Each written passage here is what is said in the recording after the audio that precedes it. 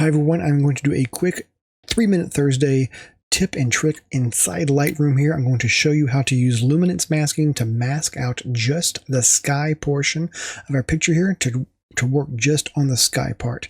This is great if you have mountains or trees or buildings or something and you want to work just on the sky and bring down the exposure in the sky and not really touch the rest of the stuff. So let's put 3 minutes on the clock. Turn me off here and get right into Lightroom. So I've already made my adjustments over here on the right hand side. So now I'm going to work just on the sky part. So what we're going to do is we're going to choose this tool right there, this gradient.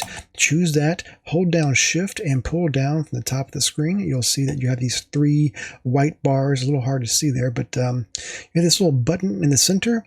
Whenever you hover over it, you'll get a little hand. So grab that hand thing and kind of bring it down to a part of the screen right above where your sky meets whatever else is in your picture.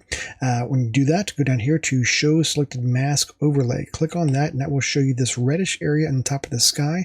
That is going to be the area that will be affected by your adjustments over here. So to select just the sky, we're going to go down here to Range Mask, and from Off, we're going to choose Luminance. And from there, we're going to hold down Alt, and the Luminance Mask is going to select out the brighter part of the picture and the darker parts. So it's going to use the luminance of the picture to make a selection. So we're going to hold down Alt on our keyboard and drag this range over here to the right. You'll begin to see how the brick and mortar part are going to be deselected and the sky will remain selected. And then we are going to now choose our smoothness slider down here and then bring that over to the left. And now we have our sky selected and our brick and mortar part deselected.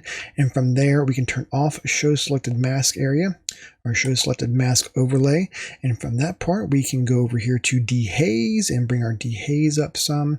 We can bring our clarity up some for our sky.